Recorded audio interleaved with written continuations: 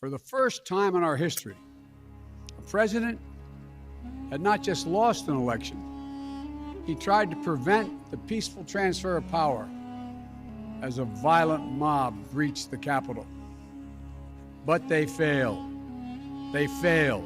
And on this day of remembrance, we must make sure that such attack never happens again. A mob breaking windows, kicking in doors, breaching the Capitol, American flags on poles being used as weapons, as spears.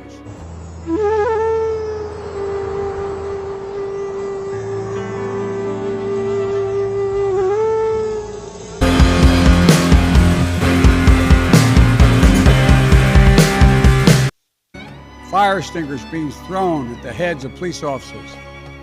A crowd that professes their love for law enforcement assaulted those police officers.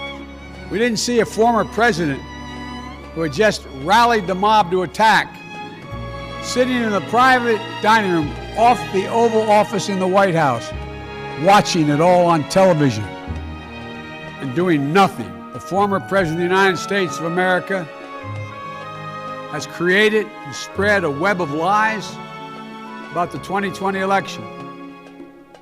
He's done so because he values power over principle, because he sees his own interest as more important than his country's interest, than America's interest, and because his bruised ego matters more to him than our democracy or our Constitution.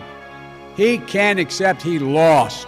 But whatever my other disagreements are with Republicans who support the rule of law and not the rule of a single man, I will always seek to work together with them to find shared solutions where possible.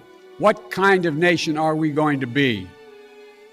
Are we going to be a nation that accepts political violence as a norm? Are we going to be a nation where we allow partisan election officials to overturn the legally expressed will of the people? You can't love your country only when you win. You can't obey the law only when it's convenient.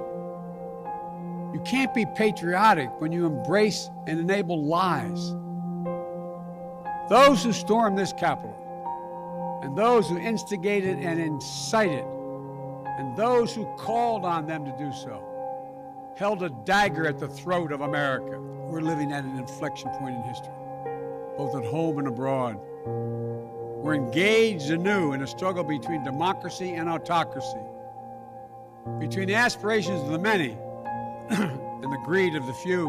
We are in a battle for the soul of America, a battle that by the grace of God and the goodness and greatness of this nation, we will win.